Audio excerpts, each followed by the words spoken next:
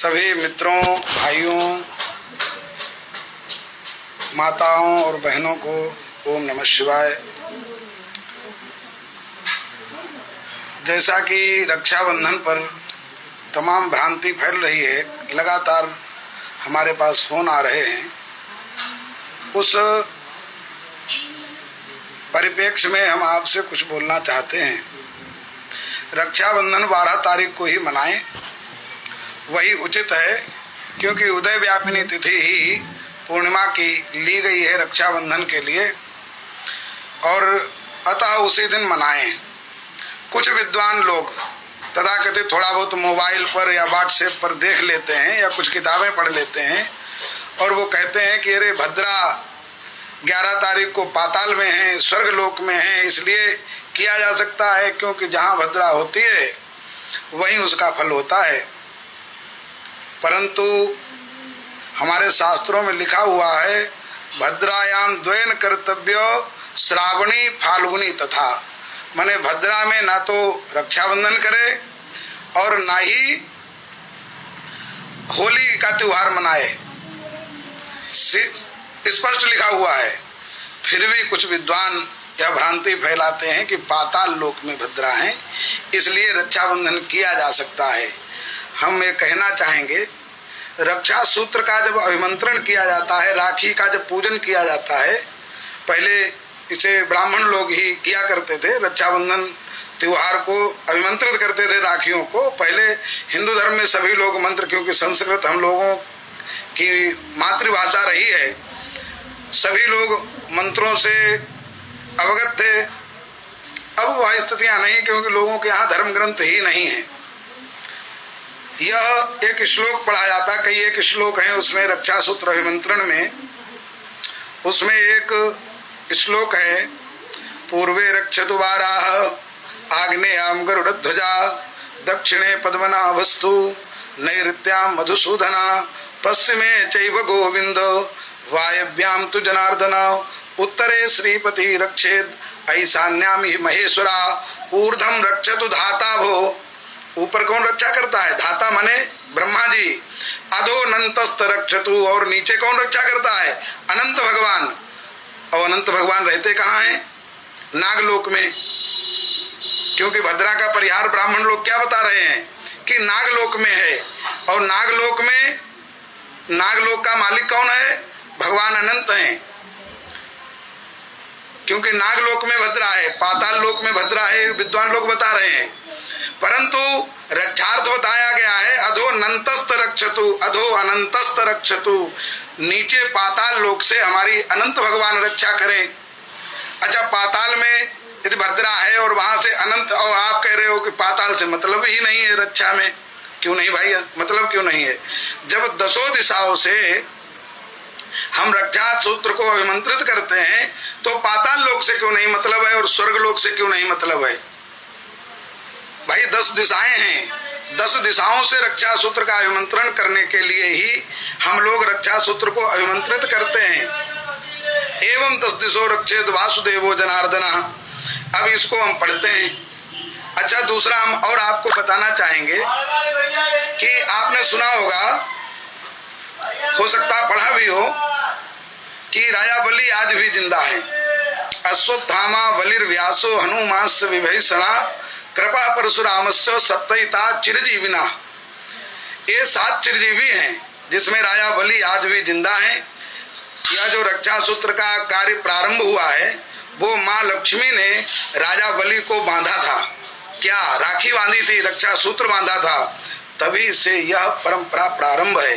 बहनें अपने भाइयों के राखी बांधती हैं, क्योंकि राजा बलि को माँ लक्ष्मी ने भाई माना है। इसके पीछे भी एक कहानी है, वो आपको हम सुनाने जा रहे हैं। एक बार क्या हुआ कि राजा बलि ने अश्वमेध यज्ञ किया, और उस अश्वमेध यज्ञ में भगवान वामन बन करके 3 पग जमीन लेने के लिए गए, और 3 पग जमीन में सब कुछ जीत लिया। राजा बलि देने में असमर्थ हो गए कि अब क्या करें, तीसरा पैर कहाँ रखवाएं, तो उन्होंने अपने सिर पर रखवा लिया कि भाई दाता बड़ा होता है कि दे वस्तु बड़ी होती, दान बड़ा होता है। उनका दाता बड़ा होता, तो उनके मेरे सिर पर पैर रख दो, बलि ने कहा।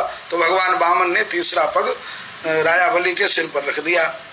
उसके बाद उन्होंने कहा कि भगवान विष्णु विराट रूप में आ गए भगवान। तो उन्होंने कहा कि अब वरदान मांग लो। तो उन्होंने कहा वरदान तो प्रभु नहीं मांगेंगे, आपके दर्शन ही बहुत हैं, अब आपसे क्या मांगे, आपको ही मैंने दान में सब कुछ दिया है कि नहीं, फिर भी भक्त प्रभु से मांग सकता है। तो उन्होंने कहा प्रभु जिस रूप में आपने मुझसे यह 3 पग जमीन मांगी है, उसी रूप को हम नित्य दर्शन करते रहें। पाताल लोक में राजा बलि रहने लगे और उनके 52 दरवाजे से युक्त जो भवन था उसमें ही भगवान विचरण करने लगे, और जिस राजा जिस दरवाजे से निकलते थे उसी द्वार पर वो दर्शन देते थे उन्हें। फिर क्या हुआ, उधर वैकुंठ लोक में विष्णु लोक में लक्ष्मी जी बहुत परेशान हो गई। नारद जी ने कहा कि माँ भगवान विष्णु कहाँ हैं? कहा कि उनका तो पता ही नहीं कहाँ है। तो उन्होंने बताया, नारद जी को तो सब पता था। तो नारद जी ने कहा कि वो तो पाताल लोक में है राजा बलि के यहाँ, और उनका स्वरूप देख लीजिए। उन्होंने स्वरूप दिखाया तो वामन भगवान, छोटे से बटुक भगवान घूम रहे थे महल के चारों तरफ। अब तो लक्ष्मी जी बहुत परेशान की, अब कैसे उद्धार होगा, कैसे हमारे नारायण मुझे मिलेंगे। तो नारद जी ने कहा कि ऐसा है, रक्षाबंधन का त्योहार आने वाला है, ब्राह्मण लोग अपने यजमानों के रक्षा सूत्र बांधते हैं। अब वहां तो शुक्राचार्य जाएंगे नहीं, क्यों शुक्राचार्य छोड़ गए हैं राजा बलि को, आप चली जाना। तो एक बढ़िया सी थाल सजा करके लेकर के गई माँ लक्ष्मी, और उन्होंने राजा बलि के द्वार पर जाकर के आवाज लगाई, भाई भाई। और वैसे ही दरवाजा उन्होंने खोला तो वहाँ पहरेदार तो पहले ही बैठा हुआ था, द्वारपाल राजा मतलब वामन भगवान। तो उन्होंने भी देखा, वो भी मुस्कुराए, और ये बामनी रूप लेकर के रख करके गई लक्ष्मी, छोटी सी बिटिया बन करके बेटी, और राजा बलि के जाकर के टीका किया और रक्षा सूत्र बांधा कि भाई तेरी रक्षा हो सर्वत्र, तू कभी भी अब देवताओं से पराजित नहीं होगा। यह वरदान दे दिया, आशीर्वाद दिया बहन ने अपने भाई को, माने माँ लक्ष्मी जो एक छोटी सी बेटी का रूप रख करके गई।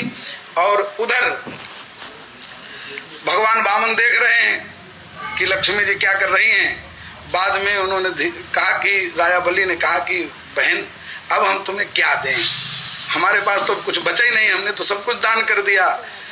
तो कहा भाई क्या करें, मैं बामनी हूँ, छोटी हूँ, और सभी मेरे लिए जो वर हैं वो बहुत ज़्यादा लंबाई में ज़्यादा हैं, तो हमारी शादी ही त्रिभुवन में कहीं नहीं हो पा रही है, आप मेरा विवाह करवा दीजिए। सुनने के विवाह के लिए वर कहाँ से ढूंढ के लाएं। तो लक्ष्मी जी ने धीमे से इशारा किया, इस द्वारपाली से करवा दीजिए भैया। तो उन्होंने कहा अरे वो समझ गए राजा बलि ये कोई साधारण नहीं है कन्या, ये तो मुझे तो लग रहा है ये लक्ष्मी ही है। तो कहा चलो बहन तूने मांगा है तो तुझे मैं इस बामन जो मेरा चौकीदार है, द्वारपाल है, यद्यपि मेरे प्राण हैं लेकिन फिर भी विवाह आपका कर देंगे। तो विवाह नारायण से माने वामन भगवान से लक्ष्मी जी का विवाह करवाया। आज भी वो रक्षा सूत्र बांधा जाता है, उसमें मंत्र बोला जाता है, एन बद्धो बलि राजा दानवेंद्रो महाबला तेन तम प्रतिबद्धनामी रक्षे माचल माचल। पाताल लोक में ही राजा बलि रहते हैं और उनका रक्षाबंधन कौन कर रहा है? माँ लक्ष्मी उनका रक्षाबंधन कर रही हैं। तो पाताल लोक में यदि भद्रा हैं तो लक्ष्मी जी वहां कैसे रक्षाबंधन करेंगी? क्योंकि भद्रा हमेशा विनाशक होती हैं। भद्रा कहीं कहीं पर विचार किया जाता, कुछ ऐसे कार्य होते हैं रक्षाबंधन को छोड़ करके, माने रक्षा में तो दसों दिशाओं की आवश्यकता है, पाताल लोक की भी आवश्यकता है, नागलोक की भी आवश्यकता है, लेकिन अन्य कार्यों में भद्रा यदि स्वर्ग में और पाताल में हो तो ग्राह्य है, परंतु रक्षाबंधन में भद्रा यदि पाताल लोक में है तो वो ग्राह्य नहीं है, क्योंकि अनंत भगवान नागलोक में रहते हैं और नागलोक ही पाताल लोक कहलाया जाता है। इसलिए अनंत भगवान से आप रक्षा कैसे प्राप्त कर सकते हो जब भद्रा अनंत नागलोक में है? अतएव हमारी सभी सनातन धर्मावलंबी हिंदू धर्म को मानने वाले जितने भी हमसे जुड़े हुए हैं, यह संदेश उन लोगों के लिए हम दे रहे हैं। आप लोग कल ही उदया तिथि की जो पूर्णिमा है वो पूरे दिन मनाई जाती है। जैसे एकादशी का व्रत व्यक्ति करता है तो एकादशी क्षण मात्र होती है, मुहूर्त मात्र होती है, तो वह पूरे दिन व्रत रहा जाता है। ऐसा नहीं उसके बाद तोड़ दिया जाता द्वादशी लगने पर। ऐसे ही पूर्णिमा यदि उदय काल की है तो वो पूरे दिन मनाने योग्य है। सुबह को आराम से रक्षा सूत्र को भगवान के सामने रखें, किसी पत्ते पर रख लें, राखियों को अक्षत, रोली, चावल, फूल से पूजन करें, उनसे प्रार्थना करें, हे रक्षे, रक्षा भी देवी हैं, हे रक्षे, तुम लक्ष्मी नारायण की कृपा से आप मेरी रक्षा करो। दसों दिशाओं से इस तरीके से पूजन करें और उस स्वर्ण स्पर्श करवाएं रक्षा सूत्र को।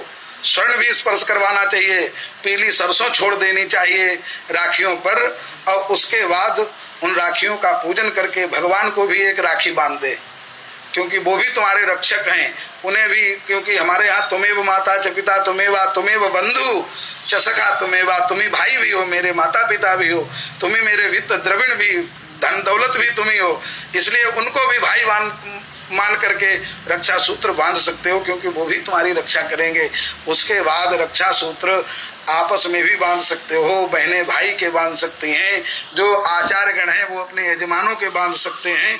रक्षा सूत्र बांधा जा सकता है, एक दूसरे के भी बांध देते हैं। हम लोग गंगा तट पर पूजन करते हैं तो आचार्य गण आपस में रक्षा सूत्र राखी बांध लेते हैं।